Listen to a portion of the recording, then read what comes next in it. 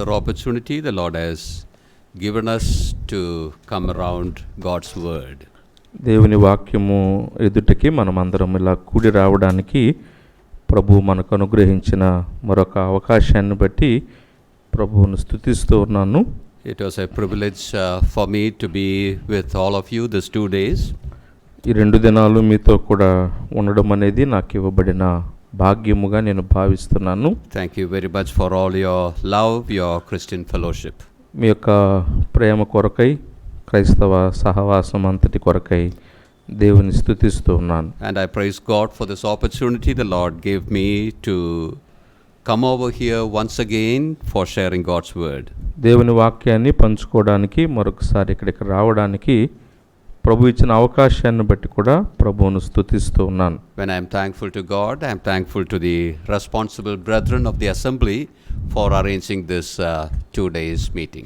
దేవునికి స్తోత్రములు చెల్లిస్తున్నాను అంటే ఈ యొక్క 2 దినాల కూడికలను ఏర్పాటు చేసిన స్థానిక సంఘమునకు పెద్దలకు అందరికీ కూడాను కృతజ్ఞతలు తెలియపరుస్తున్నాను. May the truths that we share together in these sessions be a blessing to all of us. కలిసి మనము పంచుకున్న నేర్చుకున్న దేవుని వాక్యము మనందరికీ కూడా ఆశీర్వాదకరంగా ఉండాలని కోరుకుంటున్నాను. God willing, tomorrow morning we will be traveling from here to Ongole. దేవుని చిత్తమైతే రేపు ఉదయకాలము మేము ఇక్కడ నుండి ఒంగోలుకు వెళ్తాము. Next 2 days we will be ministering there. తర్వాతి 2 రోజులు మరి అక్కడ పరిచర్య చేస్తాము. And after that 3 days in Dornala. తర్వాత 3 రోజులు దోర్నాలలో.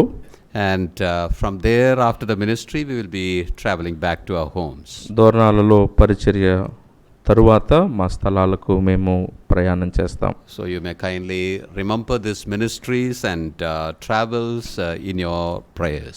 దయించి మా యొక్క పరిచర్యల కొరకు ప్రయాణాల కొరకు ప్రార్థన చేయాలని కోరుతున్నాను. So my personal gratitude to all of you who have been attending these classes regularly. క్రమంగా ఈ యొక్క తరగతులకు హాజరవుతున్న మీ అందరికీ కూడా వ్యక్తిగతంగా నేను కృతజ్ఞతలు తెలియపరుచుకుంటున్నాను. And go back to these portions that we considered and try to learn more about it and also put things in practice in your own lives. మనం ఇక్కడ విన్నటువంటి చెప్పుకున్న విషయాల్లోకి మరలా మీరు తిరిగి వెళ్ళి వాటిని చూచి ధ్యానించి మన యొక్క క్రైస్తవ జీవితంలో ఆచరించవలసిన వాటిని ఆచరణలో పెట్టేవారంగా మనం ఉందాం. In these 3 sessions from the Sermon on the Mount, I have been sharing with you the 3 metaphors the Lord used for the citizens of His kingdom. ఈ 3 తరగతుల్లో కూడాను తన రాజ్యం యొక్క పౌరులను గూర్చి ప్రభువు పర్వత ప్రసంగములో చెప్పిన 3 అలంకారాలను మనం ధ్యానం చేస్తున్నాం. 3 metaphors for the citizens of the kingdom. దేవుని రాజ్య పౌరులను గూర్చిన 3 అలంకారాలు. The first metaphor is the metaphor of salt. అందులో మొట్టమొదటి అలంకారము ఉప్పును గూర్చినటువంటి అలంకారం. In that we saw that the Lord was telling the people what the character of a citizens ought to be. అంటే ఉప్పు అనేటువంటి అలంకారాన్ని చెప్తూ ఉన్నప్పుడు ఆ దేవుని రాజ్యములో ఉన్నటువంటి పౌరుల యొక్క లక్షణము గుణము ఏమై ఉండాలి అని అక్కడ చెప్తున్నాడు. The second metaphor we saw this morning. రెండవ అలంకారము ఈ ఉదయకాలమే మనం చూసాము. That was the metaphor of the light. వెలుగును గూర్చినటువంటి అలంకారము. You are the light of the world. లోకమునకు వెలుగు. Individually and collectively. వ్యక్తిగతంగా అలాగే సమిష్టిగా మనము వెలుగు. As it was explained, well, it shows the conduct of the citizens of the kingdom. అక్కడ వెలుగు అన్నటువంటి ఆ యొక్క అలంకరణలో దేవుని రాజ్య పౌరుల యొక్క ప్రవర్తన కనబడుతుంది. Now we are coming to the third metaphor which the Lord used for the citizens of the kingdom. ఇప్పుడు మనము తన రాజ్యములోని పౌరులను గూర్చి పర్వత ప్రసంగములో ప్రభు ఉపయోగించినటువంటి 3వ అలంకారాన్ని ధ్యానం చేద్దాం. And that metaphor is the metaphor of the builders. ఆ యొక్క అలంకారము నిర్మాణకుని గూర్చినటువంటి అలంకారము. If you read the Sermon on the Mount, పర్వత ప్రసంగాన్ని, కొండ మీద ప్రసంగాన్ని మనం చదివినట్లయితే we see other metaphors also which the Lord uses. మిగిలినటువంటి ఇతర అలంకారములు కూడా ప్రభు ఉపయోగించాడు. And it will be, profitable study to go into all those things and meditate upon it. వాటన్నింటిలో కూడా వెళ్ళి ఆ యొక్క అలంకార పోలికలను మనం ధ్యానం చేస్తే మరింత ప్రయోజనము మనకు ఉంటుంది. But in this series we have been looking only at those metaphors which he specifically uses for the citizens of his kingdom. కానీ ఈ యొక్క తరగతుల్లో తన రాజ్యములోని పౌరులను ఉద్దేశించి ప్రభువు ఉపయోగించినటువంటి ఆ నిర్దిష్టమైనటువంటి అలంకార పోలికలను మనం ధ్యానం చేస్తున్నాం. Now for the third and the last metaphor of the builder, we will come to the end of chapter 7. మూడవది మరి చివరిదైనటువంటి అలంకారము, నిర్మాణకుని గుర్చిన అలంకారము కొరకు మనము మత్తయి సువార్త 7వ అధ్యాయంలోనికి వద్దాము. As a conclusion of this sermon, we see the Lord giving them a story, a parable. కొండ మీది ఈ ప్రసంగాన్ని మరి ముగించడం కొరకు ప్రభు అయిన యేసుక్రీస్తు వారు ఒక ఉపమాన రీతిగా ఆ ప్రసంగాన్ని ముగిస్తూ ఉన్నాడు. We often call that parable as the parable of the wise and the foolish builders. మనము సహజంగా దీన్ని గమనించినప్పుడు బుద్ధిమంతుడు, బుద్ధిహీనుడైనటువంటి నిర్మాణకుల ఉపమానమని మనం చెప్పుకుంటాం. I am sure that the parable is quite familiar to all of us. అంతేకాకుండా ఈ యొక్క ఉపమానము మనందరికీ కూడా బాగా పరిచయమైందని నేను నమ్ముతున్నాను. From our Sunday school days we hear about it. మన సండే స్కూల్ రోజుల నుంచి కూడా ఈ ఉపమానాన్ని మనం వింటూనే ఉండవచ్చు. Now we are going to dwell upon it once again. అయితే మరొకసారి దాని మీద మనము నిలిచి ధ్యానం చేద్దాం. It's my prayer that this evening as we are pondering upon this portion, the Lord would deal with us afresh. ఈ యొక్క ఉపమానాన్ని మరొకసారి మనం ధ్యానం చేయబోతుండగా ప్రభువు తాజాగా నూతనమైనటువంటి తలంపులు ఇందులో మనకి ఇవ్వాలని మా ప్రార్థన. Matthew's Gospel, chapter 7, we will read from verse 24 on till verse 27. మత్తయి సువార్త 7వ అధ్యాయము 24వ వచనము నుండి 27వ వచనము వరకు చదువుకుందాము. కాబట్టి ఈ నా మాటలు విని వాటి చొప్పున చేయు ప్రతివాడును బండ మీద తన ఇల్లు కట్టుకొనిన బుద్ధిమంతుని పోలి ఉండును. వాన కురిసెను, వరదలు వచ్చెను, గాలి విసిరి ఆ ఇంటి మీద కొట్టెను. గాని దాని పునాది బండ మీద వేయబడెను గనుక అది పడలేదు. మరియు ఈ నా మాటలు విని వాటి చొప్పున చేయని ప్రతివాడు ఇసుక మీద తన ఇల్లు కట్టుకొనిన బుద్ధిహీనుని పోలి ఉండును. వాన కురిసెను, వరదలు వచ్చెను, గాలి విసిరి ఆ ఇంటి మీద కొట్టెను, అప్పుడది కూలబడెను, దాని పాటు గొప్పదని చెప్పెను. May the Lord add his blessings upon the reading of these verses. చదువుబడిన ఈ వచనాలను ప్రభు దీవించునుగాక. As I mentioned, towards the end of this sermon, the Lord concludes his sermon with a story.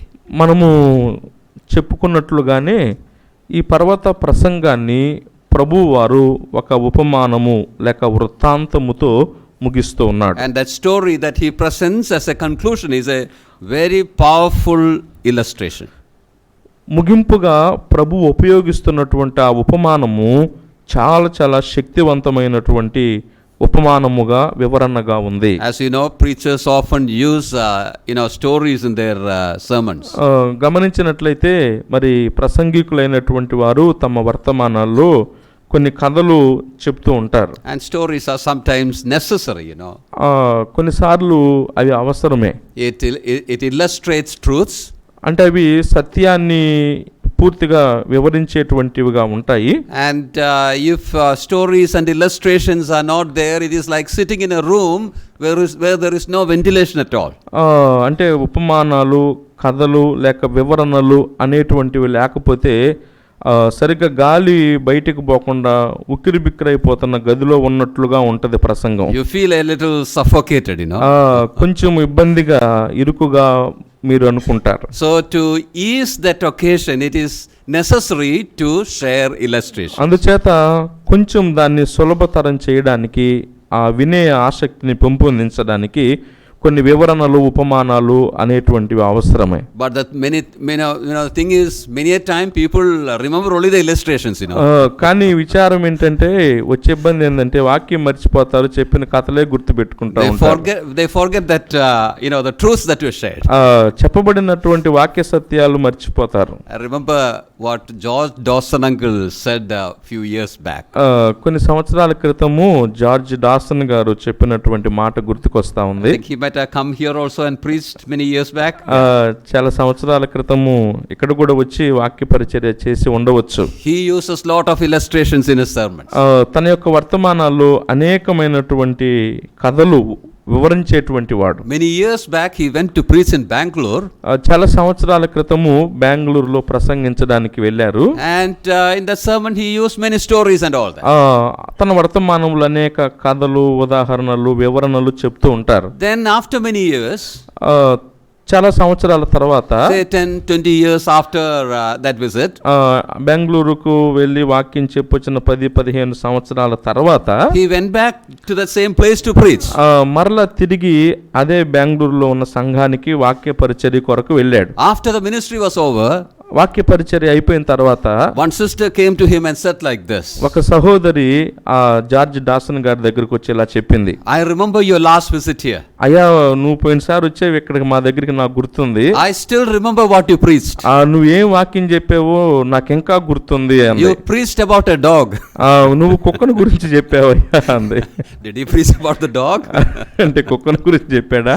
No, he was preaching about the Lord, ప్రభువును గురించి చెప్పాడు ఆయన. And one illustration he used about a dog. ప్రభువును గురించి చెప్పే వర్తమానంలో కుక్కను గురించి ఏదో ఒక ఉదాహరణగా 2 మాటలు చెప్పుంటారు. So she remembered that story and she forgot all the other truths. అంటే ఆమె ఆ కుక్కను గురించిన కథే గుర్తు పెట్టుకుంది, మిగిలిన వర్తమానం అంతా మర్చిపోయింది. So that should not happen to us.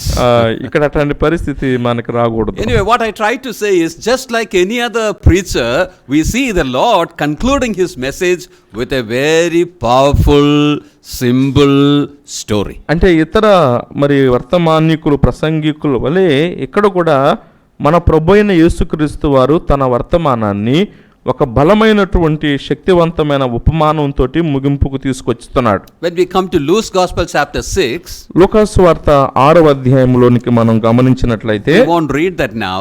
మనము చదవాల్సిన అవసరం లేదు. There in verses 46 to 49, 46వ వచనం నుండి 49వ వచనం వరకు we see the same story told there also. ఇక్కడ చెప్పబడినటువంటి ఇదే ఉపమానము వృత్తాంతము అక్కడ కూడా చెప్పబడింది. As we proceed, we will be referring to that portion also, 1 or 2 verses there.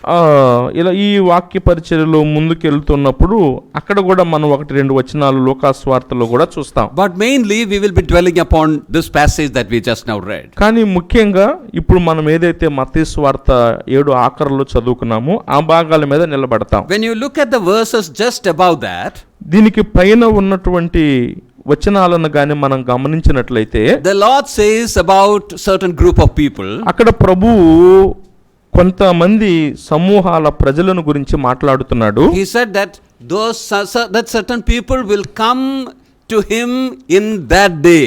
అక్కడ ప్రభువు ఏమంటాడంటే, ఆ దినమున కొంతమంది నా దగ్గరకు వచ్చి అని అంటున్నాడు. That reference to that day you have in verse 22. 7వ అధ్యాయము 22వ వచనంలో ఆ దినమందు అనే మాట కనబడుతుంది. Many will say to me in that day. ఆ దినమందు అనేకులు నన్ను చూచి ఇలా చెప్పుదురు. When you read the whole portion, ఈ భాగం అంతా మనం చదివితే he mentions about certain people who would say, Lord, Lord, we did that, we did this in your name. అక్కడ మనం గమనించినట్లయితే ప్రభువు దగ్గరికి కొంతమంది వచ్చి, అయ్యా ప్రభువా ప్రభువా అనే మేము నీ నామమున అది చేసామయ్యా, మేము నీ నామమున ఇది చేసామయ్యా అని ప్రభువు కొరకు మేము ఇది చేసామని చెప్తూ ఉన్నారు. In that day, that refers to the last day. ఆ దినము అనేటువంటిది అంత్య దినమును చూపిస్తా ఉంది. The day when the Lord shall set up his kingdom. అంటే ఆ దినము అంటే ప్రభువు తన యొక్క రాజ్యమును స్థాపించేటువంటి దినము. They are coming and seeking an entrance into that kingdom. ఆ యొక్క రాజ్యములోనికి ప్రవేశాన్ని కోరుకుంటూ వారు ప్రభు దగ్గరికి వస్తారు. They calls him as Lord, Lord. వారు ఆయనను ప్రభువా ప్రభువా అని పిలుస్తున్నారు. A double call. రెండు సార్లు మారులు పిలుస్తున్నారు. That double call shows urgency. రెండు మార్లు పిలవటం అనేది వారు ఎంత తొందరలో ఉన్నారో అర్థమవుతుంది. At the same time it shows familiarity also. అదే సమయంలో బాగా పరిచయం కూడా కనబడుతుంది. People whom we are very familiar with, now we repeatedly call them and speak to them. అంతేకాకుండా మనం గమనిస్తే బాగా పరిచయస్తుల్ని సారికి మరలా మనము వాళ్ళని పిలుస్తూ ఉంటాం, పలకరిస్తూ ఉంటాం. When we speak very formally, we don't do that.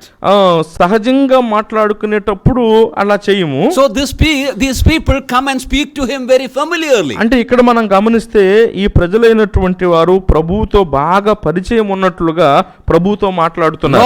Lord, we know each other very well. ప్రభువా నువ్వు మేము నీకు బాగా తెలుసయ్యా అంటున్నారు. We have been doing lot of things in your name. మేము నీ నామమున అనేకమైనటువంటి కార్యాలు జరిగించామయ్యా అంటున్నారు. When you come to Luke 6, లూకాసు వార్త 6వ అధ్యాయంలోకి వస్తే there they are even telling that you came to our streets and you did lot of things. అక్కడ మనం గమనించినట్లయితే అయ్యా నీవు మా వీధులలోనికి వచ్చి నీవు అనేకమైనటువంటి కార్యాలు చేసావయ్యా అంటారు. So what they are telling is we are so familiar one another, we know each other, give us entrance into the kingdom of heaven. అంటే ఇప్పుడు మనం ఏం చెప్తున్నామంటే అయ్యా ప్రభువా మేము నీకు బాగా తెలుసు, మేము నీ నామమున అనేకమైన కార్యాలు చేశాము కనుక నీ రాజ్యంలోనికి మాకు ప్రవేశమయ్యా అని వాళ్ళ భావం. What answer the Lord gives to them? అయితే వారికి ప్రభువు ఏం జవాబిస్తున్నాడు?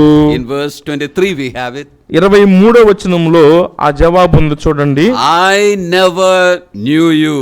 నేను మిమ్మును ఎన్నడును ఎరుగను. Means I do not know you at all. నేను మిమ్మును ఎంత మాత్రము ఎరుగను. What does that mean?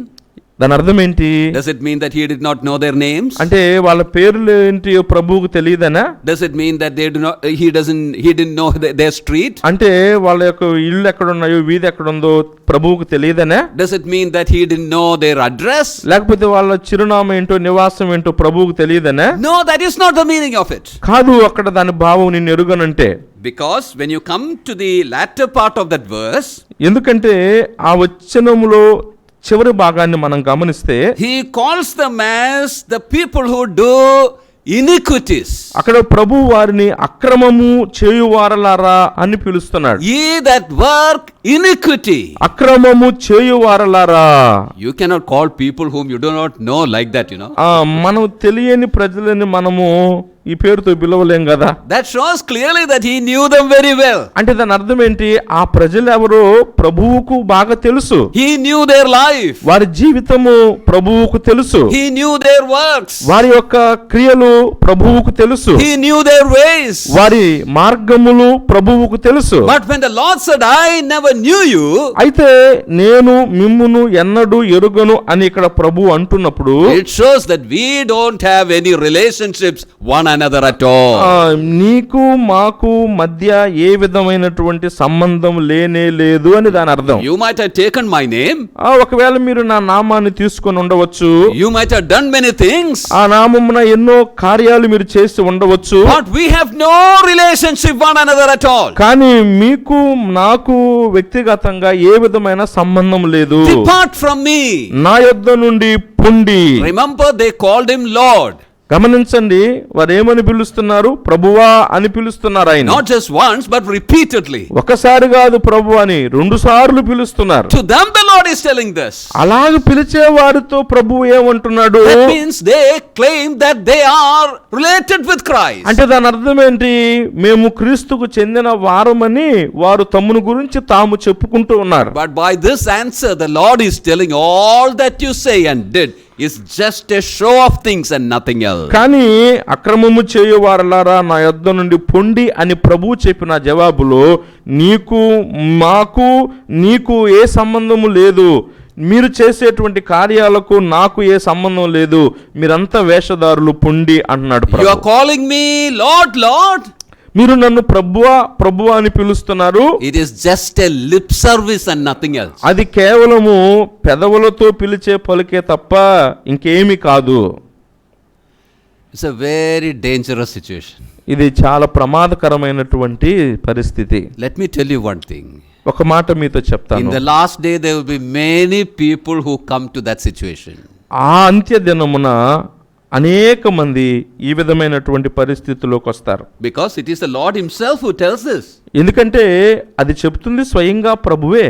Lord knows everything that should happen in the last day. ఆ అంత్య దినమున ఏమి సంభవించబోతుందనేది ప్రభువుకు మొత్తం తెలుసు. That Lord is telling this. ఆ సమస్తం ఎరిగిన ప్రభువు చెప్తున్నాడు. So there will be people in the realm of spiritual world which give an impression that they are true believers. అంటే ఈ ఆత్మీయమైనటువంటి ప్రపంచంలో క్రైస్తవ్యంలో మేము కూడా విశ్వాసులమే క్రైస్తవులమే అని మెప్పు పొందేటువంటి వారు ప్రదర్శించుకునేటువంటి వారు అనేకులు ఉంటారు. But the Lord will prove very clearly in that day that they are just unreal, not genuine. కానీ ఆ దినమున ప్రభువు తేటపరుస్తాడు, వారు నిజమైన వారు కాదు, వారు తనకు చెందిన వారు కాదు, తనకు వారికి సంబంధం లేదని ఆ దినమందు ప్రభువు చెప్తాడు. Now who are the real?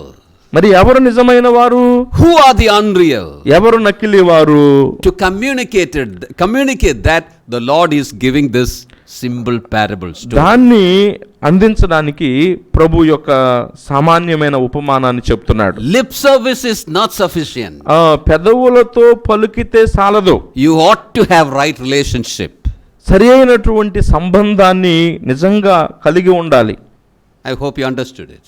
మీకు అర్థమైంది అనుకుంటా. Lip service is not sufficient. పెదవులతో పలుకటం చాలదు. Saying Lord, Lord is not sufficient. ప్రభువా ప్రభువా అని పిలిస్తే చాలదు. Remember, these people were doing wonderful things also in the name of the Lord. గమనించండి, ఈ ప్రజలు చాలా అద్భుతమైనటువంటి కార్యాలు ప్రభువు నామమున చేసినటువంటి వారుగా ఉన్నారు. The Lord didn't say you didn't do all that. ఏంది చేసామంటున్నారు, మీరు ఎప్పుడు చేశారు అంటలా ప్రభు వారిని. The Lord only said that you have no relationship with me. మీరు ఎవరో నేను ఎరుగను, నాతో మీకు ఏ సంబంధం లేదు అని చెప్తున్నాడు. So it's very much essential for us to make sure that we are genuine. కాబట్టి మనము నిశ్చయత కలిగి ఉండాలి. ఏంటంటే ప్రభువుకు నాకున్నటువంటి సంబంధము అది నిజమైనటువంటిది అన్న నిశ్చయత అవసరం. Now this story that we have here before us helps us to examine ourselves. మన ఎదుట ప్రభువు చెప్పిన ఆ ఉపమానము ప్రభువుతో మనకున్న సంబంధం ఎలాంటిది అన్నదాన్ని రూఢిపరుచుకోవడానికి సహాయకరమైన ఉపమానంగా ఉంది. Now firstly let us look at that story itself. ముందుగా ప్రభువు చెప్పినటువంటి ఆ వృత్తాంతాన్ని మనం గమనిద్దాం. Story of two builders. ఇద్దరు నిర్మాణకులను గూర్చినటువంటి వృత్తాంతము. I don't have to go into much explanation. ఎక్కువ వివరణలోకి అవసరం లేదు. We all know that. మనకు తెలుసు అక్కడ ఏముందో.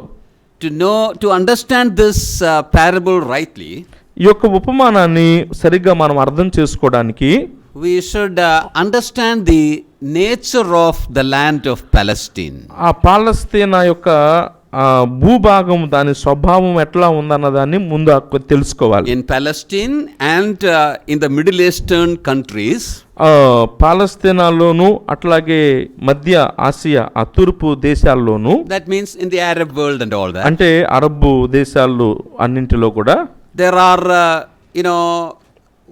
there are things that we call as the rivers which we call as wadis. Wadis are dry rivers.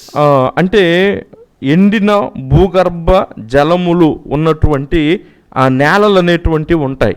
Those are all desert places, we know that. అక్కడ అవన్నీ కూడా ఎడారి ప్రదేశాలు మనము తెలుసు. In Israel there are vegetation because they do the irrigation and all. ఇశ్రాయేలులో మరి పంటలు పండుతున్నాయి ఎందుకంటే వాళ్ళు మరి నీటికి సంబంధించి వారు కొన్ని చేశారు కాబట్టి. Otherwise it's all dry land. లేకపోతే అది అంతా కూడా ఎండిన నేలే. Everywhere it will be dry.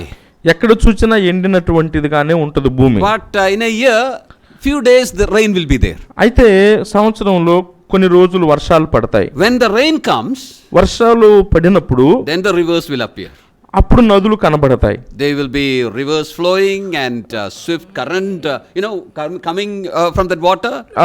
అప్పుడు వర్షాలు పడినప్పుడు నదులు కనబడతాయి, అవి ఉప్పొంగుతూ ఉంటాయి, నదులు ప్రవహిస్తూ కనబడతాయి. All that is in the way it carries away into the sea. అదంతా కూడా సముద్రంలోనికి అవన్నీ నదులన్నీ వెళ్ళిపోతాయి. That is what we call as wadis or say the dry rivers. అంటే వాటినే మనం వాడి నేలలు, అంటే మా వర్షాలు లేకముందు ఎండిపోయినట్లుగా ఉండి వర్షం పడిన తర్వాత పొంగి మరి వెళ్ళేటువంటి ఆ నదుల్ని నేలని వాడి నేల అంటారు. Now these two builders in this story, were living in such a place. ఇప్పుడు ఇక్కడ చెప్పబడినటువంటి ఇద్దరు నిర్మాణకులు కూడా అలాంటి నేలలో వారు నివసిస్తున్నారు. In the dry time, if you look around, it will be all, level place where you can build a house. ఎండిపోయిన స్థితిలో చూసినప్పుడు ఎక్కడ చూసినా కూడా సమతలంగా ఉంటది, కట్టుకోవడానికి ఇల్లు అనుకూలమైనటువంటి నేలగా కనబడుతుంది. As it is desert place, it will be all, loose soil and sand around. అంతేకాకుండా అరణ్య భూమి గనుక వదులుగా ఉంటది, ఇసుక అనేటువంటి అంత బిగుతుగా ఉండదు. Now these both were living in the same place. ఈ ఇద్దరు నిర్మాణకులు ఒకే స్థలములో ప్రదేశములో నివసిస్తున్నారు. And they start building 2 houses. వారిద్దరు కూడా రెండు ఇళ్ళు కట్టుకునేటువంటి పనిని మొదలు పెట్టుకున్నారు. The Lord says that one was wise. ప్రభువు చెప్తున్నాడు, ఒకడేమో బుద్ధిమంతుడు, and the other one was foolish. మరొకడు బుద్ధిహీనుడు. And they proved their foolishness and wisdom by their action. తమ యొక్క క్రియల ద్వారా తమ బుద్ధిని, తమ బుద్ధిహీనతను ఇద్దరు నిర్మాణకులు కనబరుచుకున్నారు. The foolish one, he did not care about foundation. ఈ బుద్ధిహీనుడు పునాదిని గురించి ఎంత మాత్రము లక్ష్య పెట్టలేదు. He built a house without a foundation. పునాది అనేటువంటిది లేకుండా ఇల్లు కట్టేసుకున్నాడు బుద్ధిహీనుడు. And the other one, he first of all dug deep. In Luke 6 we see that he dug deep and went to the depth till he saw rock. అక్కడ మనము బుద్ధిమంతుని గమనించినట్లయితే, బుద్ధిమంతుడైతే లోతుగా త్రవ్వి మరి బండ ఆ రాయి కనబడేంత వరకు త్రవ్వి అక్కడ నుంచి పునాది వేసుకుంటూ కట్టుకున్నాడు బుద్ధిమంతుడు. So from that rock he built that foundation. అక్కడ నేల మీద నుంచి, ఆ రాయి మీద నుంచి ఈ బుద్ధిమంతుడు తన ఇల్లు కట్టుకున్నాడు. And upon that foundation he built his house. ఆ యొక్క పునాది మీద, త్రవ్వగా కనబడిన రాయి మీద నుంచి అంత లోతుగా కట్టుకున్న పునాది మీద బుద్ధిమంతుడు తన ఇల్లు కట్టుకున్నాడు. Because he knew after some time or any time the rain can come. ఎందుకంటే ఈ బుద్ధిమంతుడు ఆలోచించాడు, ఇప్పుడు కాకపోయినా కొంతకాలం తర్వాత అయినా వర్షాలు వస్తాయి.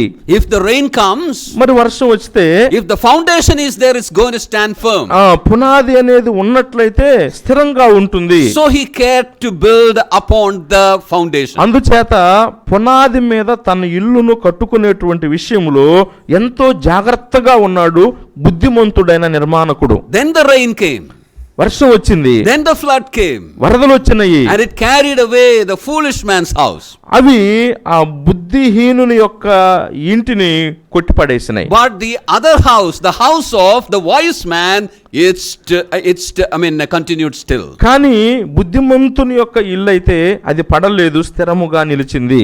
This is the simple story here. ఇది సులభంగా ఇక్కడ చెప్పబడినటువంటి సన్నివేశం. Now when you look at these 2 people, మనము ఈ ఇద్దరు వ్యక్తులను గమనించినట్లయితే there are many similarities in their experience. వారి యొక్క అనుభవాల్లో ఏకరూపకమైనటువంటి అనేక విషయాలు ఉన్నాయి, ఒకే విధమైనవి. At least 5 similarities we see. కనీసము ఈ ఇద్దరిలో 5 విషయాల్లో ఏకత్వాన్ని మనం చూస్తాం. The first one is they are in the same locality. మొట్టమొదటి ఇది ఒకే సంగతి వారిద్దరి మధ్య ఏంటంటే, ఒకటి వారు ఒకే ప్రదేశంలో నివసిస్తున్నారు.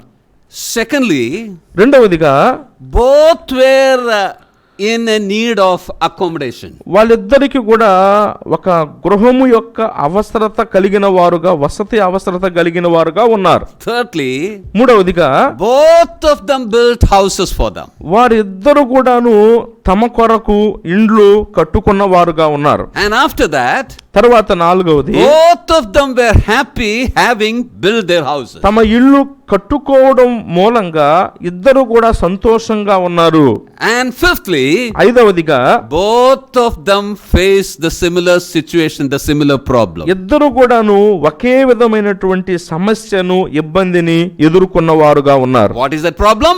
ఏంటి ఆ సమస్య? Rain and the flood. వర్షము, వరదలు. So in all these things they were very much alike. గమనించినట్లయితే ఇప్పుడు చెప్పుకున్న 5 విషయాలన్నింటిలో కూడా వారు ఒకే విధమైనటువంటి వారుగా ఏకత్వం కలిగి ఉన్నారు. Same locality. ఒకే స్థలములో ఉన్నారు. Same need. ఒకే అక్కర కలిగి ఉన్నారు. Both of them built. వారిద్దరూ ఇల్లు కట్టుకున్నారు. Both were happy. ఇద్దరు ఇల్లు కట్టుకున్న సంతోషం పొంది ఉన్నారు. Both faced problems similar. ఇద్దరు ఒకే విధమైనటువంటి పరిస్థితులను ఎదుర్కొన్నారు. But the when I say that, there were similarities like this, ఇట్లా వాళ్ళిద్దరిలో ఉన్నటువంటి సమిష్టి విషయాలు నేను చెప్తున్నప్పుడు probably the foolish one might have been more happy than the wise one. ఈ పోలికలను బట్టి బుద్ధిమంతుని కంటే కూడా బుద్ధిహీనుడు చాలా ఆనందంగా సంతోషపడి ఉంటాడు. Because he didn't spend much. ఎందుకంటే నేను ఎక్కువ ఖర్చు లేకుండా పని అయిపోయింది అనుకొని ఉంటాడు. Why? ఎందుకు? No foundation. పునాది వేయలేదు కదా. For making a firm foundation, well, you have to spend quite a lot. బలంగా పునాది వేసి లోతు నుంచి కట్టాలంటే కాస్త ఎక్కువ డబ్బులే పెట్టాలి. So he didn't spend much. కానీ ఈ బుద్ధిహీనుడికి పెద్దగా డబ్బులు ఖర్చు అవ్వలేదు. And he might have finished his work also very fast. అంతేకాకుండా ఈ బుద్ధిహీనుడు ఇంటి పనిని చాలా తొందరగానే ముగించుకొని ఉంటాడు. When he finished the work, తన ఇంటి పనిని ముగించుకున్నప్పుడు the wise man is still, in his construction of the foundation. ఈ బుద్ధిమంతుడు పునాది వేసుకుంటూ చిన్నగా ఇంకా ఇల్లు కట్టుకునే పనిలోనే ఉండుంటాడు. Many times he might have come here and said, why did you spend your time and money for this foundation? అనేక సార్లు బుద్ధిహీనుడు వచ్చి బుద్ధిమంతుని ఎందుకు ఈ ఇంటి కోసం పునాది కోసం ఎంత డబ్బులు ఖర్చు పెడుతున్నావు, ఎంత సమయం పెడుతున్నావు అని కూడా అని ఉంటాడు. See how I finished it? చూడు నేను ఎట్ట తొందరగా కట్టేసుకున్నాను. I am free now. నా పని అయిపోయింది, ఇంటి పని. You are still after the work. కానీ నువ్వు ఇంకా పని చేయించుకుంటానే ఉన్నావు. So after the work, immediately this foolish man was more happy than the other one. కాబట్టి తన ఇంటి పని పూర్తయిపోగానే బుద్ధిమంతుని కంటే కూడా బుద్ధిహీనుడైనటువంటి నిర్మాణకుడు చాలా ఆనందంగా సంతోషంగా ఉండుంటాడు. But the difference in that construction was evident when the flood came. కానీ ఈ రెండు నిర్మాణాల్లో ఉన్నటువంటి వ్యత్యాసము, తేడా అనేటువంటిది వాన వరదలు గాలి వచ్చినప్పుడు బయటపడింది. What was the difference? ఏంటో వ్యత్యాసము? One stood firm. ఒకటి స్థిరముగా నిలిచింది. And the other one became flat. మరొక కూలబడి సదరమైపోయింది. And the scripture tells that great was its fall. లేఖనం ఏం చెప్తుందంటే దాని పాటు గొప్పది. In Matthew's gospel and in Luke's gospel also the story ends with that statement. మత్తయి సువార్తలో ఆ ఉపమానం ముగింపు గాని, లూకా సువార్త ఉపమానం ముగింపు గాని దాని పాటు గొప్పది అని ముగించాడు. And great was its fall. దాని పాటు గొప్పది. What does it indicate? అంటే దాని అర్థం ఏంటి? It's irreparable. అంటే ఇక మళ్ళీ దాన్ని బాగు చేసుకొని పోగు చేసుకునే వీలు లేనంతగా కూలబడింది. You cannot do anything with it now. ఇక కూలబడి అంత భయంకరమైన పాటుపడిన దానితో ఇక ఏమి చేయలేము. It's fully on the ground. పూర్తిగా నేలమట్టం అయిపోయింది. If it is just a crack here and there, ఎక్కడన్నా పగుళ్ళు అనేటువంటి అక్కడక్కడ వచ్చి ఉంటే you can replaster that. తిరిగి మనం వాటిని ప్లాస్టింగ్ చేసుకోవచ్చు. That is not the case here. కానీ ఈ బుద్ధి లేని వాడు కట్టిన ఇంటి పరిస్థితి అలా లేదు. Nothing was remaining. ఏమీ మిగల్లా. The flood carried it away. ఆ వరదలు మొత్తాన్ని తీసుకెళ్లిపోయింది, ఇంటి మొత్తాన్ని. Great was its fall. అందుచేతనే దాని పాటు. That's the story. అది ఇందులో వృత్తాంతం. Now what is the lesson we gather from here? మరి ఇందులో నుంచి మనం కూర్చుకునే పాఠం ఏంటి? Both this actually represent the all humanity in a sense. ఒక కోణంలో ఈ ఇద్దరు కూడా మానవ జాతిని, మానవాళిని సూచిస్తున్నారు. In fact, the Lord was not telling about the whole humanity when he said this. అయితే ఇక్కడ ప్రభు మానవ జాతి అంతటిని ఉద్దేశించినట్లుగా చెప్పలేదు ఇక్కడ. Come to the beginning of chapter 5. కానీ 5వ అధ్యాయము ప్రారంభాన్ని మనం గమనిస్తే we see to whom he was preaching. ఆయన ఎవరికి ఆ కొండ మీద ప్రసంగం చేశాడో మనం వారిని చూస్తాం. He went up the mountain. ఆయన కొండెక్కి కూర్చున్నాడు. And a big multitude came after. బహుజన సమూహములు ఉన్నారు, వచ్చారు. They came to hear him. ఆయన నోట నుంచి మాటలు వినడానికి వచ్చారు. They were interested. వారు ఆసక్తి కలిగి వచ్చారు. And then the disciples also came. తర్వాత శిష్యులు కూడా వచ్చారు. They were all like disciples because they were following Christ to listen to him. ఎందుకంటే ఒక విధంగా చెప్పాలంటే జన సమూహాలు గాని శిష్యులు గాని అందరూ శిష్యులు గాని లెక్కించవచ్చు. ఎందుకంటే వారు ప్రభువును వెంబడించి ప్రభువు మాట వినడానికి వచ్చారు. In a sense we can call that whole multitude as his disciples. ఒక విధంగా చెప్పాలంటే ఆ బహుజన సమూహములు అందరూ కూడా ఆయన శిష్యులే. They have all come to listen to him. వారందరూ ఆయన మాటలు వినడానికి వచ్చారు. So these two builders are the story of those people. కాబట్టి ఈ ఇద్దరు నిర్మాణకుల వృత్తాంతము ఆ ప్రజలందరికీ కూడా వర్తించేది. The people who came after him. ఆయనను వెంబడి వచ్చేటువంటి ప్రజలందరూ ఉన్నారు అందులో. Not about the people in Herod's palace. హేరోదు రాజభవనంలో ఉన్నటువంటి ప్రజలు కాదు. Not about the people far away. లేకపోతే దూరంగా ఉన్నటువంటి ప్రజలను గురించి కాదు. What I'm trying to say is, it's not about all humanity. కాబట్టి ఇక్కడ నేను చెప్పదలుచుకున్నాను, ఇది మానవ జాతి అంతటిని గురించింది కాదు. It is about people who come after him to listen to him. ఇది ఎవరైతే ఆయన మాటలు వినాలని ఆయన వెంట వస్తున్నారో వారికి సంబంధించినటువంటిది. You ask them, who are you? మీరు అడగొచ్చు వారిని, ఎవరు మీరు? What are you doing? మీరేం చేస్తున్నారు? We are interested in Jesus Christ. మేము యేసుక్రీస్తు ప్రభు అంటే ఇష్టం కలిగి ఉన్నాం. We are interested in what he is teaching. ఆయన బోధల పట్ల మేము ఆసక్తి కలిగి ఉన్నాం. We are following him. మేము ఆయనను వెంబడిస్తున్నాం. We have climbed up this mountain to listen to him. ఆయన మాటలు వినడానికే ఈ కొండ ఎక్కాము. We are his disciples. మేము ఆయన శిష్యులము. We are interested in him. మేము ఆయన పట్ల ఆసక్తి కలిగి ఉన్నాం. These two builders represents that whole community. వారందరూ ఉన్నారే ఆ సమూహం అంతటిని సూచిస్తున్నారు ఈ ఇద్దరు నిర్మాణకులు. Lord was telling, some of you are wise, some of you are foolish. ప్రభు వారితో చెప్తున్నాడు, మీలో కొందరు బుద్ధిమంతులు, మరి కొందరు బుద్ధిహీనులు. Who are the wise? ఎవరు బుద్ధిమంతులు? Who dug deep. లోతుగా త్రవ్వినటువంటి వారు బుద్ధిమంతులు. Who touched the rock beneath the sand. ఇసుక అడుగున ఉన్నటువంటి రాతిని ముట్టుకున్నవాడు, పట్టుకున్నవాడు బుద్ధిమంతుడు. And built a foundation from there. అక్కడ ఆ లోతుగా త్రవ్వి అక్కడ ఉన్న రాతి నుంచి పునాది వేసిన వాడు బుద్ధిమంతుడు. You go and ask any builder. మీరు ఏ కాంట్రాక్టర్ అయినా ఇల్లు కట్టే వాళ్ళని అడిగితే, ask them how you build, how you make this foundation. ఎట్లా వేసారయ్యా మీరు ఈ ఇంటికి దీనికి పునాది అంటే, they will tell the same thing. వాళ్ళు అదే మాట చెప్తారు. First they will dig deep. మొదట ఏం చేస్తారు? లోతుగా త్రవ్వుతారు. Until they see the stone or rock or strong firm ground, they will dig deep. ఒక బలమైనటువంటి దృఢమైనటువంటి నేల కనబడే వరకు కూడా లోతుగా పునాది త్రవ్వుతారు. From there they build up the foundation. అక్కడ నుంచి వారు ఇంటికి పునాది వేసుకుంటూ వస్తారు. That is the wise man here. అదే ఇక్కడ బుద్ధిమంతుడు చేసింది. This shows a kind of life that shall be worth for eternity. నిత్యత్వానికి తగినటువంటి యోగ్యమైనటువంటి జీవితము. Not building upon things that are around this world. చుట్టూ ఉన్నటువంటి లోక సంబంధమైన వాటి మీద కట్టుకోవడం కాదు. Not on the foundation of the world. లోక పునాది మీద కట్టుకోవడం కాదు. Not its wisdom. లోక జ్ఞానం మీద కట్టుకోవడం కాదు. Not its isms. లోక సంబంధమైన వాదముల మీద కట్టుకోవడం కాదు. Not any other personalities of this world. లేకపోతే లోక సంబంధమైన లోకములో ఉన్న వ్యక్తుల మీద కట్టుకోవడం కాదు. But on this rock. అయితే ఈ బండ మీద కట్టుకోవడం. On this foundation. ఈ పునాది మీద కట్టడం. And what is that foundation for us? మనకు ఆ పునాది ఏమిటి?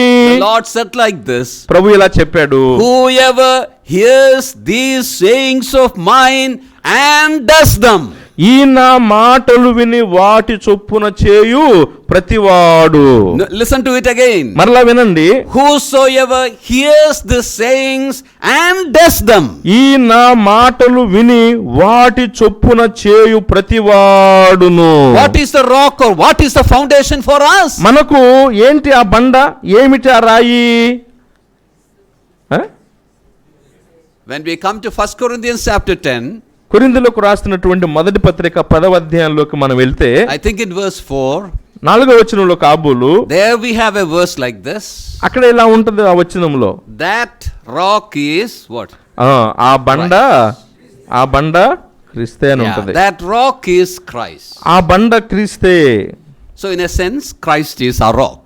అంటే ఒక కోణంలో క్రీస్తే మన బండ. But here it is slightly different. కానీ ఇక్కడ ఈ బండ అనేది కొంచెం వ్యత్యాసంగా ఉంది. The Lord didn't say, he that builds upon me.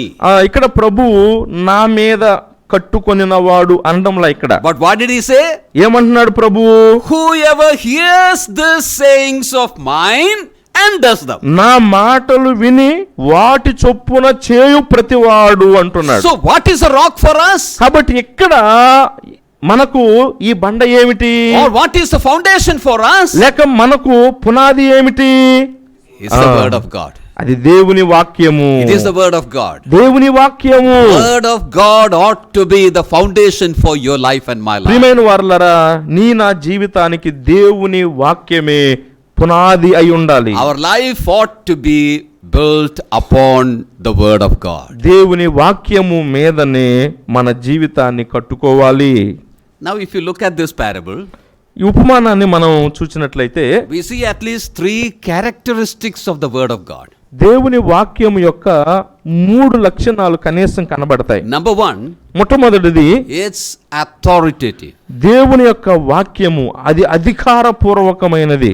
The Lord said, these sayings of mine. ప్రభు ఏమంటున్నాడు, ఈ నా మాటలు. Nobody can say like that. ఎవరు అలా చెప్పలేదు ఇంకా. These sayings of mine. కాబట్టి నేను చెప్పిన ఈ నా మాటలు. You read the Sermon on the Mount. పర్వత ప్రసంగాన్ని చదవండి. You will see, some phrase occurring again and again like this. కొన్ని సార్లు కొన్ని పదాలు సారికి అక్కడ కనబడతాయి. You have heard like that. మీరు మీతో చెప్పబడిన మాట విన్నారు. But I say unto you. కానీ నేను మీతో చెప్పునదేమనగా. You have heard like that. మీరు అలాంటివి విన్నారు కదా. What I say unto you. అయితే నేను మీతో చెప్పునదేమనగా. You will see that repeatedly. గమనించండి, ఈ మాటలు మరలా కనబడతాయి పర్వత ప్రసంగంలో. When the rabbis taught, యూదా బోధకులు రబ్బీలు బోధించేటప్పుడు they quoted other rabbis. వారు ఇతర యూదా బోధకులు రబ్బీల యొక్క మాటలు వారు ప్రస్తావిస్తారు. That rabbi says like this. ఇదిగో ఫలాని రబ్బీ ఇలా చెప్పాడు రబ్బీ. This rabbi says like this. ఫలాని రబ్బీ ఇలా చెప్పాడు. Jesus was not like that. కానీ యేసు ప్రభు అలా కాదు. He said, I say unto you. ప్రభు ఏమన్నాడు, నేను మీతో చెప్పునదేమనగా. Now towards the end of that sermon, ఆ పర్వత ప్రసంగం ముగింపులో he says, these sayings of mine. నేను చెప్పిన ఈ నా మాటలు. Means this should be your foundation. ఇవే మీ పునాది అయి ఉండాలి. We should remember that Jesus Christ is uttering this as a king. గమనించండి, యేసుక్రీస్తు ప్రభువారు ఒక రాజుగా ఈ మాటలు పలుకుతున్నాడని కూడా గ్రహించాలి. These are the words of the king. ఇవి రాజు మాటలు. This evening as we are together, ఈ సాయంకాలం మనం అందరం ఇక్కడ ఉండగా we should remember that these are the words of our king. మనం వింటున్న ఈ మాటలు మన రాజు చెప్పిన మాటలు. These sayings of mine. నేను చెప్పిన ఈ నా మాటలు. It's authoritative. అవి అధికారపూర్వకమైన మాటలు. The word of God has the authority of the Lord Jesus Christ. దేవుని యొక్క వాక్యము మీద ప్రభు అయిన యేసుక్రీస్తు వారి యొక్క అధికారము, వాక్యాధికారము. This is not his suggestions given. ఇవి ఇచ్చినటువంటి సలహాలు సూచనలు వంటివి కాదు. These are not his opinions shared. లేకపోతే ఏదో అభిప్రాయాలు పంచుకోవడం కాదు. But the word of God is a supreme authority. గమనించండి, దేవుని యొక్క వాక్యమే సర్వోన్నతమైన అధికారము కలిగింది. It has the authority of the Lord Jesus Christ. వాక్యము ప్రభు అయిన యేసుక్రీస్తు యొక్క అధికారముతో కూడుకున్నది. Secondly, రెండవది, the word of God is sure. దేవుని యొక్క వాక్యము అది నిశ్చయమైనది. Because it is compared to a rock. ఎందుకంటే బండతో పోల్చబడింది కదా ఇక్కడ. You remember the other man went and built upon the sand. గమనించండి, మరొక బుద్ధిహీనుడు ఇసుక మీద కట్టుకున్నాడు. Sand slips away. ఇసుక అంటే జారిపోతది. Nothing can stand on it. ఆ ఇసుక మీద ఏది నిలబడదు. But this is not like that. కానీ ఇది అలా కాదు. This is the word of God. ఇది దేవుని వాక్యము. It is sure. ఇది నిశ్చయమైనది. It is permanent. ఇది శాశ్వతమైంది. Not even a comma or even a small letter in it can go away. ఒక సున్నైనా ఒక పుల్లైన ఒక అక్షరం ముక్కైనా కూడా తప్పిపోదు. It remains the same. అది ఏకరీతిగానే నిలిచి ఉంటుంది. If the word of God was changing, we wouldn't have been able to trust on it. మారేదైతే దేవుని వాక్యము, దాని మీద మనం నమ్మిక ఉంచకూడదు. You look at anything in the world, లోకంలో దేన్నైనా మీరు చూడండి, it all keeps changing. అన్ని మారిపోతా ఉంటాయి. You think about the science books. Science పాఠ్య పుస్తకాలు చూడండి. Science is big now, isn't it? మరి విజ్ఞాన శాస్త్రం పెద్దదే కదా ఇప్పుడు. If you go to some libraries, లైబ్రరీలోకి మనం వెళ్తే you will see some books condemned and kept in a corner. కొన్ని మరి పుస్తకాలు అనేటువంటివి ఒక పక్కన వేరుగా ఉంచబడినట్టు చూస్తాం. They are all outdated. అవన్నీ అంటే ఏంటి, ఒక పక్కన పడేశారు అంటే వాటి పరిధి అయిపోయింది, వాటి కాల పరిమితి అయిపోయింది. Now we cannot refer to that. ఇప్పుడు ఇక మళ్ళీ ఆ పుస్తకాలని మనం మళ్ళీ చూడాల్సినటువంటి అవసరం లేదన్నట్టుగా పక్కన పడేసుకున్న పుస్తకాలు ఉంటాయి. Better discoveries, better inventions are come. దానికంటే కూడా మించిన జ్ఞానము, విజ్ఞానము, ఆవిష్కరణలు అన్ని ఇప్పుడు వచ్చినాయి. వాటితో పని ఏందంటారు. All this becoming, redundant now. ఇప్పుడు పాతవి గనుక ఇక అవన్నీ పనికి రాకుండా విడిచిపెట్టబడినటువంటి అయిపోయాయి. Think about the scripture. కానీ లేఖనాన్ని గురించి ఆలోచించండి. It remains the same. లేఖనం అలా కాదు, ఇది ఏకరీతిగా ఉంటుంది. As I mentioned, not even a comma can move. ఒక సున్నైనా కూడా తొలగిపోదు. It's rock. అది బండ, వాక్యం బండ. You can trust on it. అందుచేత నీవు వాక్యం మీద నమ్మిక ఉంచవచ్చు. Authoritative, అధికారపూర్వకమైనది వాక్యం, sure, నిశ్చయమైనది వాక్యం. The third thing I want you to notice is this. వాక్యం యొక్క మూడవ లక్షణం గమనించండి. It gives strength also. అది బలమునిచ్చేది వాక్యము. You think about a firm foundation. ఒక స్థిరమైన పునాది గురించి ఆలోచించండి. That foundation gives strength to that superstructure.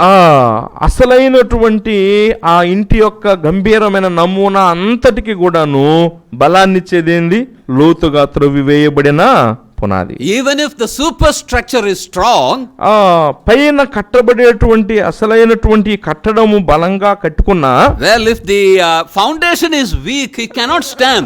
పునాది గాని బలహీనంగా ఉంటే పైన కట్టే అందమైన కట్టడము నిలబడదు. But if the foundation is strong, కానీ పునాది అనేది బలమైందిగా దృఢంగా ఉంటే, it gives strength to that whole edifice. అది ఈ కట్టడం అంతటికి కూడాను స్థిరత్వాన్ని, దృఢత్వాన్ని ఇస్తుంది. Dear brothers and sisters, ప్రియమైన సహోదరి సహోదరులారా, what am I trying to say? నేనేం చెప్పడానికి ప్రయత్నిస్తున్నానంటే, give right place to the word of God in your life. నీ జీవితంలో దేవుని యొక్క వాక్యానికి సరియైన సముచితమైన స్థానాన్ని ఇవ్వు. Build your life according to this. నీ జీవితాన్ని ఈ వాక్య ప్రకారంగా కట్టుకో. Your relationship to the word of God determines whether you are wise or you are foolish. దేవుని వాక్యముతో నీ సంబంధం ఎలా ఉందో అదే నీవు బుద్ధిమంతుడవా, బుద్ధి లేని వాడవా అని నిర్ధారిస్తుంది. Your relationship to the word of God determines whether you are real or unreal. దేవుని వాక్యముతో నువ్వు కలిగి ఉన్నటువంటి సంబంధమే నువ్వు అసలా నకిలియా అనేది తెలియజేస్తుంది. This story for us is very important. మనకు ఈ వృత్తాంతము చాలా ప్రాముఖ్యమైనది. The lesson that it gives is very important. ఇందులో నుంచి ఇవ్వబడిన పాఠాలు మనకు చాలా ప్రాముఖ్యమైనవి. It calls us to be right with the word of God and prove that we are wise, we are real. దేవుని వాక్యముతో సరియైన సంబంధాన్ని కలిగి ఉండి మనము జ్ఞానులము, మనము నిజమైన దేవుని పిల్లలమని నిరూపించుకోవాలని ఈ పిలుపిస్తుంది ఉపమానం. We saw the story. వృత్తాంతం అంతా మనం చూసాం. And we saw the lesson. పాఠం ఏంటో మనం చూసాం. Now what should be the application? మరి అన్వయం ఏమిటి? Come to Luke 6. లూకా సువార్త 6వ అధ్యాయంలోనికి రండి. Verse 47. 47వ వాక్యాన్ని చూడండి. 6:47. నా యొద్దకు వచ్చి నా మాటలు విని వాటి చొప్పున చేయు ప్రతివాడును ఎవని పోలి ఉండునో మీకు తెలియజేతును. Yeah, verse 47. Whosoever cometh to me and heareth my sayings and doeth them. నా యొద్దకు వచ్చి నా మాటలు విని వాటి చొప్పున చేయు ప్రతివాడు ఎవని పోలి ఉండునో మీకు తెలియజేస్తాను. God is describing the wise person. అంటే అక్కడ బుద్ధిమంతుణ్ణి ప్రస్తావిస్తూ చెప్తున్నాడు ప్రభు. 3 things we see there. అక్కడ 3 విషయాలు మనం చూస్తాం. Whosoever comes to me. నా యొద్దకు వచ్చే ప్రతివాడు. Secondly, రెండవది hears my saying. నా మాటలు వినే ప్రతివాడు. Thirdly, మూడవది does them. వాటి చొప్పున చేయు ప్రతివాడు. Very simple, isn't it? గమనించండి, చాలా తేలిగ్గా ఉంది కదా. The first thing is whosoever comes to me. మొట్టమొదటి ఏంటి? నా యొద్దకు వచ్చే ప్రతివాడు. Come to me. నా యొద్దకు వచ్చుట. What does that mean? అంటే దాని అర్థం ఏంటి? Even in Matthew 11:28 we see that. Mattayi Come unto me. మత్తయి సువార్త 11:28 కూడా మనం గమనిస్తాం కదా, ప్రభు ఏమంటాడు, నా యొద్దకు రండి. What does that mean, to come to him? ఆయన వద్దకు రావడం అంటే దాని భావం ఏమిటి? It means to put your faith, your trust in the Lord Jesus Christ. అంటే ప్రభు అయిన యేసుక్రీస్తు మీద నీ నమ్మకాన్ని, నీ విశ్వాసాన్ని ఉంచడము. When you come to the Gospels, సువార్తల్లో మనం చూస్తే there are 3 metaphors used for faith, believing. విశ్వసించుట అన్నదానికి 3 అలంకారములు ఉపయోగించబడ్డాయి. The first metaphor is to look. మొట్టమొదటి అలంకారము చూచుట. We have that in John 3:14. యోహాను సువార్త 3:14 దాన్ని మనం చూస్తాం. We don't have that word look there. అయితే అక్కడ చూచుట అన్నటువంటి పదం లేదు, but it is implied there. కానీ ఆ భావము అక్కడ నిక్షిప్తమైంది. The Lord says about, the brazen serpent which Moses raised in the wilderness. అక్కడ అరణ్యములో మోషే పైకెత్తినటువంటి ఎత్తడి సర్పమును గురించి ప్రభువు ప్రస్తావిస్తూ, in the camp, if somebody is being bitten by the fiery serpent, ఎవరైనా కూడా మరి ఆ తాపకరమైనటువంటి సర్పపు కాటును తిన్నటువంటి వారు, he will die there and then. అక్కడే చనిపోతున్నాడు. But the way out of death is this. కానీ ఆ మరణాన్ని తప్పించుకునే మార్గం ఇలా ఉంది. What is that? ఏంటది? Look to that serpent, brazen serpent. ఎత్తబడిన ఎత్తడి సర్పము వైపు చూచుట. So the Lord is referring to that, Son of Man will be lifted up. దాన్ని ప్రస్తావిస్తూ యేసు ప్రభువు ఏమంటాడు, మనుష్య కుమారుడు కూడా పైకెత్తబడవలెను. So there we have that word look implied. కాబట్టి అక్కడ చూచుట అన్నటువంటిది ఉన్నది. So the term look speaks of putting our faith in the Lord Jesus. కాబట్టి చూచుట అన్నటువంటిది ప్రభు అయిన యేసు క్రీస్తునందు మనము విశ్వాసం ఉంచుట అన్నదాన్ని తెలియజేస్తుంది. In John 6, యోహాను సువార్త 6 there is another metaphor used. మరొక అలంకారము ఉపయోగించబడింది. That is drinking his blood and eating his flesh. ఆయన శరీరము తిని ఆయన రక్తమును త్రాగుట. It's not about partaking in the Lord's Supper. అది ప్రభు భోజనపు బల్లలో పాలు పొందడానికి గుర్చింది కాదు. In John 6, when the Lord said that, in verse 54 we have it, when the Lord said eating and drinking, that refers to receiving the Lord Jesus in our life. యోహాను సువార్త 6:54 నా శరీరము తిని నా రక్తము త్రాగుట అన్నది ప్రభువు చెప్తున్న దాంట్లో భావం ఏంటంటే ఆయన జీవమును విశ్వాసము ద్వారా మనము పొందుకొనుట. Or that's a metaphor for faith. కాబట్టి అది విశ్వాసమునకు మరొక అలంకారముగా ఉంది. Then thirdly, this metaphor that we are considering now. తర్వాత మూడవ అలంకారము ఇప్పుడు మనం చెప్పుకుంటున్నటువంటిది. Come unto me.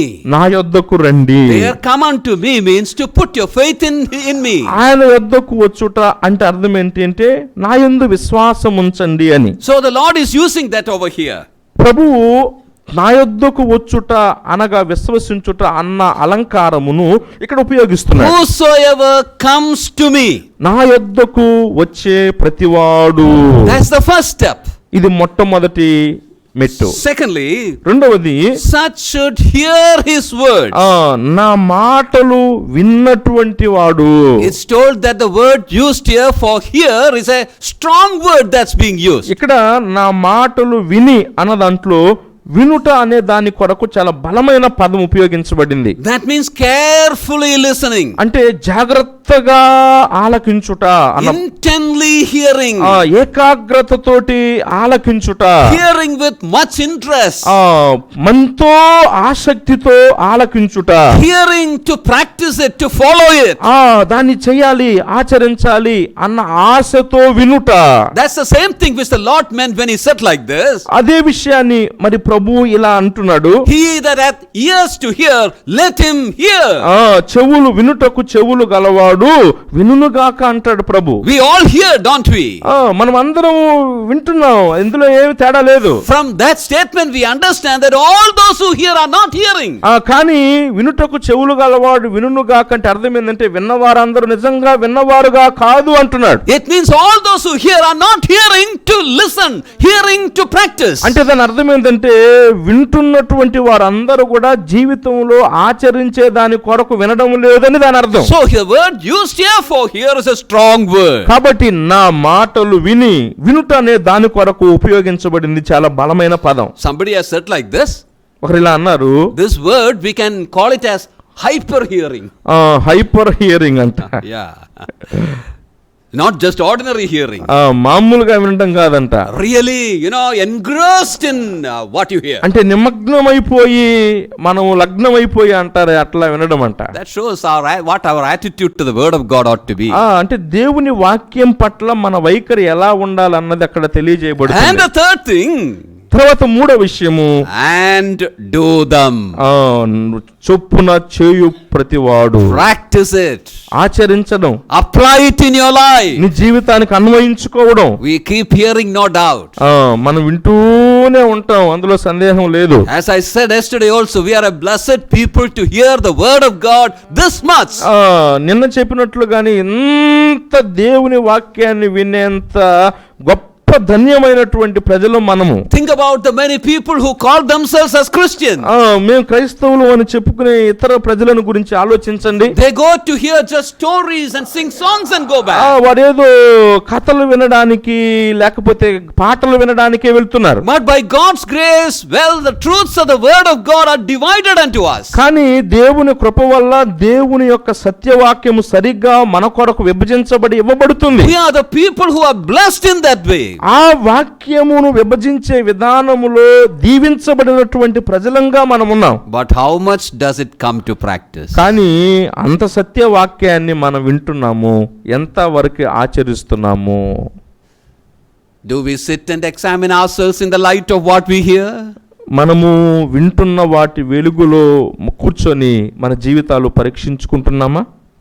And do we make corrections in our own lives? మన వ్యక్తిగత జీవితంలో సరిచేసుకునవలసిన వాటిని సరిచేసుకుంటున్నామా? I'm sure that we all need corrections in our life. నేను అనుకుంటాను ఖచ్చితంగా మన అందరం కూడా దిద్దుకోవలసినవి సరిచేసుకోవలసినవి చాలా ఉన్నాయి. Something here and there in life which is displeasing to God. మన జీవితంలో ఎక్కడో ఒక చోట ఏదో ఒకటి దేవునికి మరి అసంతృప్తిని కలిగించేది ఉంది మన బ్రతుకులో. We all have it in our life. మనము ఆ లోపాన్ని అందరం కలిగి ఉన్నాం మన జీవితాల్లో. But then one by one we have to remove that. కానీ మరి దేవుని వాక్యాన్ని వింటున్నప్పుడు ఆచరించడం ద్వారా ఒక్కొక్క దాన్ని ఆ బలహీనతను మన జీవితాల్లో నుంచి తొలగించుకోవాలి. It may be a wrong habit that you have in your life. Maybe ఏదైనా మనకు ఒక చెడ్డ అలవాటు ఉందేమో మన జీవితాల్లో. Nobody knows, but you know that it is there. ఆ చెడ్డ వ్యసనం ఏంటో వేరెవరికి తెలియకపోవచ్చు, నీకే అది తెలుసు ఆ బలహీనత ఏంటో. Maybe you are not right with somebody. లేదంటే ఎవరితోనో నీకు సరిగ్గా నువ్వు సరైన సంబంధం కలిగి లేవేమో. Relationship with husband, relationship with wife is not right. భర్త భార్యతో ఉన్న ఈ సంబంధాల విషయంలో ఈ సంబంధాలు ఒకరితో ఒకరు సరిగ్గా లేవేమో. Or maybe parent children relationship. లేకపోతే తల్లిదండ్రులు పిల్లల మధ్య సంబంధాలు సరిగ్గా లేవేమో. Or maybe somebody is entangled with wrong relationships in life. లేకపోతే జీవితంలో సరిగాని సంబంధాల్లో నిమగ్నమై ఉన్నారేమో కొందరు. Not spending time with the word of God and prayer. దేవుని వాక్యం ఎదుట ప్రార్థన ఎదుట సమయాన్ని గడపలేకపోతున్నామేమో. Lot of areas where we have to correct ourselves. ఇలా అనేక విషయాలు ఉన్నాయి మన జీవితాల్లో మనం సరి చేసుకోవాల్సినవి. If there is somebody who can say like this, మనతో ఎవరైనా ఇలా చెప్తే, brother, I don't have anything to correct in my life at all. నా జీవితంలో నేను దిద్దుకోవాల్సిన సరి చేసుకోవాల్సిన ఏమి లేదయ్యా. Kindly come after this meeting. అలాగైతే దయచేసి కూడిక తర్వాత రండి. I would like to worship you. మేము మీకు పూజ చేయాలనుకుంటున్నాం. Because Lord alone is perfect, ఎందుకంటే ప్రభువే పరిపూర్ణుడు. Nobody else. వేరెవరు పరిపూర్ణులు కాదు. We all have, problems in our life. మనం అందరం కూడా మన జీవితాల్లో సమస్యలు కలిగి ఉన్నాం. If that is the case, మరి అలా ఉంటే విషయము, then every day we ought to, keep on changing, keep on repeating, repenting, keep on turning to the Lord. మరి ప్రతిరోజు కూడా మనము నూతన పరచబడుతూ ప్రభువు తట్టు తిరుగుతూ మరింతగా మనము సరి చేసుకోవలసిన వారంగా ఉన్నాం. May the Lord help us that we may know this. ఈ విషయాలు తెలుసుకోవడానికి ప్రభు మనకు సహాయం చేయనుగాక. As I mentioned, నేను ప్రస్తావించినట్లుగా our right relationship with the word of God tells us that we are real. దేవుని వాక్యముతో సరి అయిన సంబంధాన్ని మనం కలిగిన వారంగా ఉన్నట్లయితే మనం ఎవరమో మనకే తెలిసిపోతుంది. If you don't have any interest in the word of God at all, కానీ దేవుని వాక్యం అంటే ఎంత మాత్రము నీకు ఆసక్తి లేకుండా ఉంటే sit and examine whether you are real or not. దయచేసి కూర్చొని పరీక్ష చేసుకో, అసలు నిజమైందా కాదా నీ భక్తి. If we have life, we want to eat food also, isn't it? మనం బతికున్నామంటే తిండి తినాలి. Hunger will be there, isn't it? బతికున్న వాళ్ళందరికీ ఆకలి ఉంటది. If you don't want food at all, కానీ ఆకలి లేదు అన్నం వద్దు అంటున్నావంటే what? ఏమై ఉండాలి? Tell me. ఏమై ఉండాలి? You are duplicate. నకిలీ. Think about the duplicate, plastic flowers and plants. మామూలుగా ఈ ప్లాస్టిక్ ఇవన్నీ మొక్కలు పువ్వులు ఇవన్నీ ఉంటాయి కదా, నిజమైన వాటిలాగే కనపడతాయి. Sometimes the plastic, the plants looks more real than the real plants.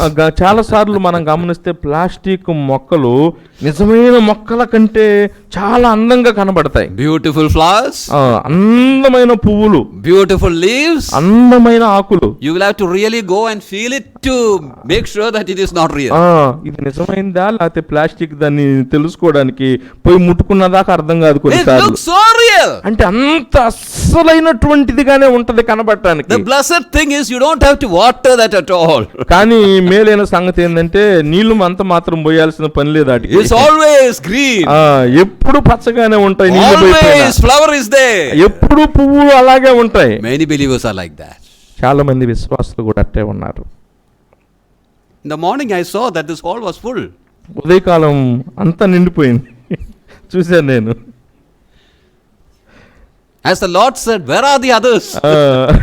తమ్ముడు కూడా ఎక్కడ అన్నట్టుగా ఉంది ప్రభు. It's not just here, you go anywhere, we see that lack of interest in the word of God. ఇక్కడే కాదు, ఎక్కడికి వెళ్ళినా కూడా దేవుని వాక్యము పట్ల నిజమైనటువంటి ఆసక్తి అన్నది దేవుని పిల్లల్లో కొదువైంది. Instead of preaching, if I had sung few songs and all that, there will be a lot of people here. నేను వాక్యం చెప్పడానికి బదులుగా పాటలు పాడి ఉండాల్సింది, పొద్దున చాలా మంది వచ్చేవాళ్ళు ఈ పూట. May the Lord help us that we may look into our own lives and examine ourselves and make sure that we are real. మనం నిజమైన వారము కాదు, దేవుని వాక్యపు వెలుగులో మన జీవితాలను స్వపరీక్ష చేసుకునే వారంగా ఉందాం. You think about the believers in Jerusalem assembly. యెరూషలేము సంఘములో ఉన్న విశ్వాసులను మనం చూస్తే they continued in what? వారు ఎడతెగక ఎందులో ఉన్నారు? The apostles' doctrine. అపోస్తలుల బోధ యందు ఎడతెగక. That's the first thing. మొట్టమొదటిది అదే. That is the first thing. మొట్టమొదటిది అదే. The fellowship comes after that. సహవాసమందు బోధ తర్వాత వస్తుంది. Breaking of bread comes after that. రొట్టె విరుచుట తర్వాతే వస్తుంది. Prayers comes after that. ప్రార్థన యందు Giving బోధ comes తర్వాతే after వస్తుంది. దాతృత్వం దాని తర్వాతే వస్తుంది. Everything comes after that. గమనించండి, మిగిలినవన్నీ కూడా బోధ తర్వాతే. The apostles' doctrine, the word of God, that comes first. అపోస్తలుల బోధ, దేవుని వాక్యము, అది ప్రథమము. In 1 Corinthians chapter 3, కొరింథీయులకు రాసిన మొదటి పత్రిక 3వ అధ్యాయంలో Paul says that I have laid the foundation. పౌలు అంటాడు, నేను పునాది వేశాను. What is that foundation? ఏంటి ఆ పునాది? Christ. క్రీస్తే ఆ పునాది.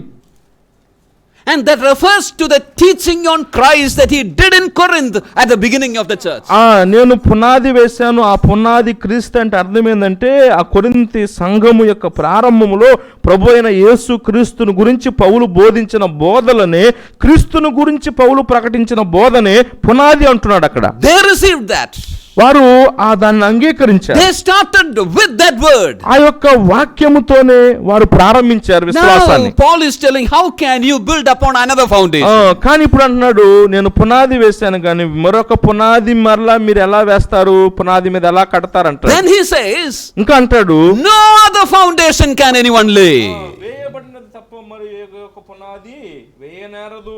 Not only that, అంతేకాదు, he says that those who build upon it, make sure that you build with materials according to the foundation. అంతేకాకుండా పునాది మీద కట్టే ప్రతివాడు కూడా సరి అయినటువంటి వస్తువులతో కడుతున్నాడా లేదా అన్నదాన్ని కూడా పునాది మీద కట్టేవాడు కూడా జాగ్రత్తగా చూసుకోవాలంటాడు. May the Lord give us grace that we may give importance to this truth that is very evident in the scripture. కాబట్టి లేఖనాల్లో చాలా మరి ధారాళంగా ప్రస్తావించబడినటువంటి ఈ సత్యం విషయంలో దేవుని పిల్లలమైన మనము ఎంతో జాగరూకత కలిగి ఉందాం. Here through this story, this parable, the Lord was calling the people to a commitment. ఈ యొక్క ఉపమానము ద్వారా ఒక సమర్పణ, అంకిత భావంలోకి రావాలని ప్రభువు కోరుతున్నాడు. He was calling the people to commit, the commitment of the citizen we have here.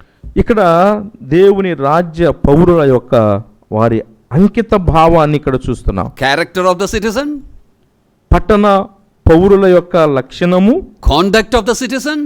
దేవుని రాజ్య పౌరుల యొక్క ప్రవర్తన. Now in this story we see that commitment of that ఈ citizen. ఉపమానంలో ఆ దేవుని రాజ్య పౌరుల యొక్క అంకిత భావం, సమర్పణ. Commitment to what? దేని విషయంలో వారు అంకిత భావం కలిగి ఉన్నారు? To the word. దేవుని వాక్యం విషయంలో, To that foundation.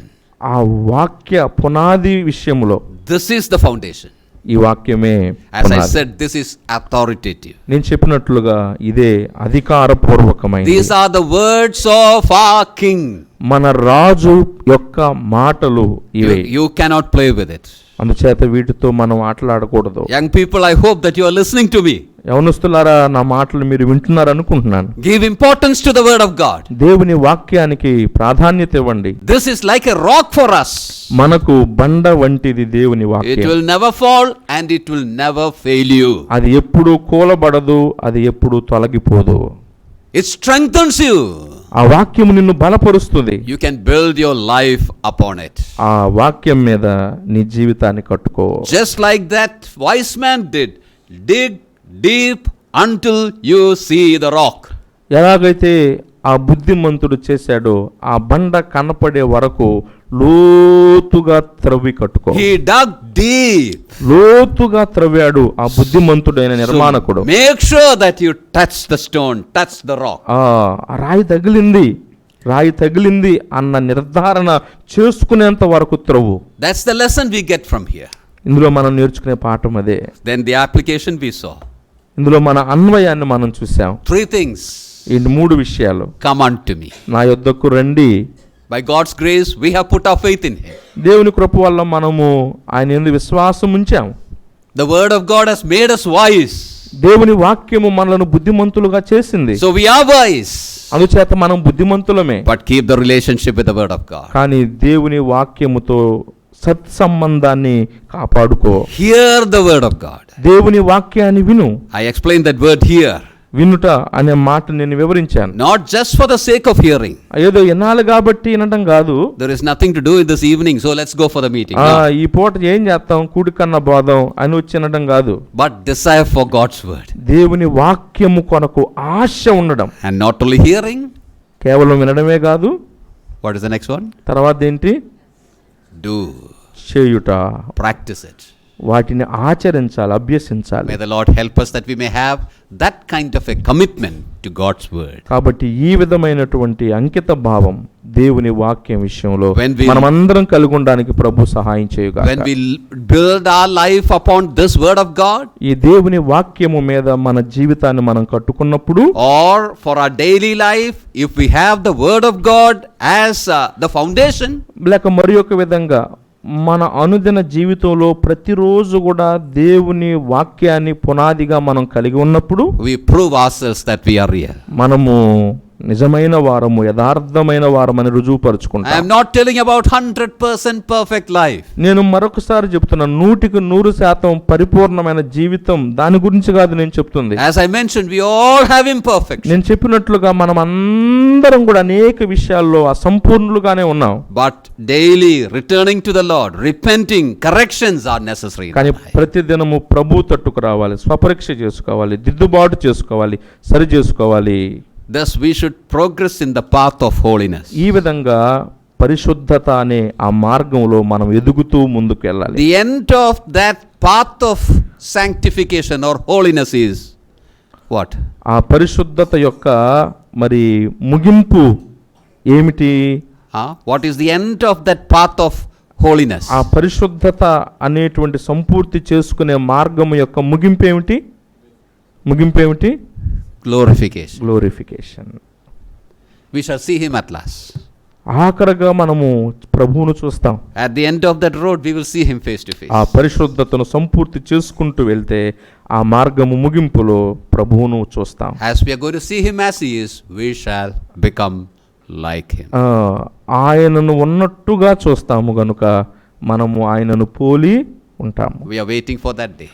ఆ దినము కొరకు మనం ఎదురు చూస్తున్నాం. If we are really waiting for that day, నిజంగా మనం ఆ దినము కొరకు ఎదురు చూచే వారంగా ఉంటే, we are really looking forward for that day when we shall become like him, మనము ఆయనను పోలి ఉండే వారంగా ఉండబోయే ఆ దినము కొరకు మనము నిజముగా ఎదురు చూస్తున్నట్లయితే, now itself there will be some efforts from our side to keep holiness and be like him in our daily life. ఇక్కడున్నప్పుడే, ఈ లోకంలో ఉన్నప్పుడే ఆయన సారూప్యంలోకి, ఆయన పోలికలోనికి మారడానికి, పరిశుద్ధతలు ఎదగడానికి మనము చేయవలసిన ప్రయత్నాన్ని మనం చేసే వారంగా ఉండాలి. As the parable of the builders calls us to that kind of a life. ఆ విధమైనటువంటి జీవిత విధానం కొరకే పిలుపునిస్తుంది నిర్మాణకులను గూర్చిన May the ఉపమానము. Lord help us that this commitment of the citizens we each one would have ఈ in our daily దేవుని life. రాజ్య పౌరులు దేవుని వాక్య విషయంలో కలిగి ఉన్న ఆ సమర్పణ, అంకిత భావము మన జీవితాల్లో కూడా